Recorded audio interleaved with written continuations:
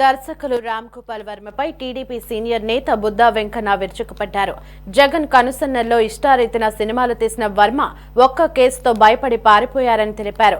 ఆర్జీవీకి నిజంగా ధైర్యం ఉంటే కొడాలి నాని, వల్లభనేని వంశీ, దేవినేని అవినాష్లపై సినిమా తీయాలని బుద్దా వెంకన్న సూచించారు. జగన్ స్క్రిప్ట్ ను ట్విట్టర్ వేదికగా ఆర్జీవీ పోస్ట్ చేస్తున్నారని విమర్శించారు.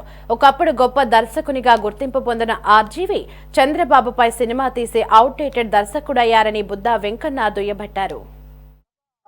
వారం రోజులుగా రామ్ గోపాల్ వర్మ సినీ డైరెక్టర్ ఒకప్పుడు మంచి మంచి సినిమాలు తీసి ఒక విధంగా చెప్పాలంటే తెలుగు డైరెక్టర్, హిందీలో కూడా మంచి పేరు తెచ్చుకొని అనంతకాలంలో తర్వాత కాలంలో ఒక పిచ్చెక్కినట్టు ఒక పిచ్చి చేష్టలతో ఆ రోజు ఉన్నటువంటి సైకో ముఖ్యమంత్రి జగన్మోహన్ రెడ్డి దగ్గర చేరి వ్యక్తిగతంగా సినిమాలు తీయడం, ముఖ్యంగా చంద్రబాబు నాయుడు గారు, లోకేష్ బాబు గారు, పవన్ కళ్యాణ్ గారు వాళ్ళనే కాకుండా వాళ్ళ ఇంట్లో వాళ్ళని చూపించడం, ఒక డైరెక్టర్ అయ్యుండి ఎక్స్లో పోస్టులు పెట్టడం, అవి కూడా అసభ్యకరమైనటువంటి పోస్టులు పెట్టడం, ఇవన్నీ తెలుగు ప్రజల ఆగ్రహానికి గురైనవి. చంద్రబాబు నాయుడు గారి మీద తీసిన సినిమా ఒక్కరోజు కాదు కదా, ఒక్క షో కూడా ఇలా ఆ రోజే ప్రజలు నిన్ను తిరస్కరించారు. తర్వాత ఎక్స్లో పోస్టులు పెట్టడం ఇవన్నీ చేస్తున్నారు. నువ్వు దమ్ముగా ధైర్యంగా నీ మీద ఉన్నటువంటి కేసుని ఎదుర్కోవాలి కానీ పారిపోవడం ఏంటి? ఇప్పుడు మా జిల్లా వాళ్ళు ఉన్నారు ఇక్కడ, కొడాలి నాని, వల్లభనేని వంశీ, జోగి రమేష్, అవినాష్, వీళ్ళందరూ తొడలు కొట్టి మీసాలు మెలేసి గడ్డాలు బీక్కొని అధికారం పోగానే పోయారు. అసలు నువ్వు నిజంగా డైరెక్టర్ అయితే ఈరోజు వాళ్ళ మీద తీయాలి సినిమా.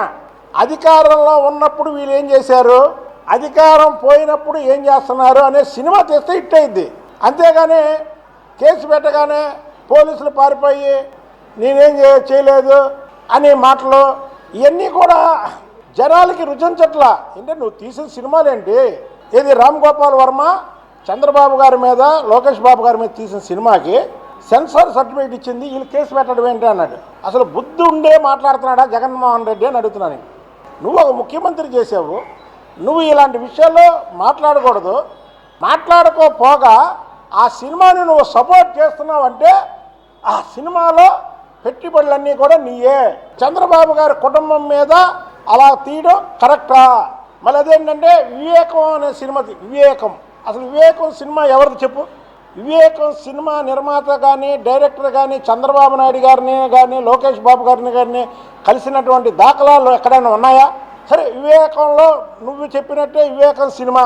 ఆ వివేకం సినిమాలో ఎవరైతే రాజశేఖర్ రెడ్డి గారి తమ్ముడు వివేకానంద రెడ్డి గారి కుమార్తె సునీత రెడ్డి గారు ఏదైతే చెప్పిందో అదే తీశారు. అందులో నీ సొంత చెల్లి షర్మిల గారు ఆమె ఆ వివేకానంద రెడ్డి మర్డర్ గురించి ఏం చెప్తుందో అదే తీశారు.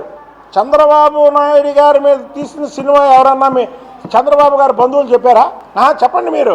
మీరు ఒక ముఖ్యమంత్రిగా పనిచేసి ఆ సినిమా సెన్సార్ సర్టిఫికేట్ ఇచ్చిందంటే అది ఎంత తప్పండి? చంద్రబాబు నాయుడు గారు ఏ రోజన్నా సరే ఇలాంటి విషయాల్లో వెనకేసుకొచ్చారు ఎవరినన్నా? కొన్ని వివేకం సినిమా తీసిన వాళ్ళన్నా పిలిచి వాళ్ళని శాలువాతో సత్కరించారా?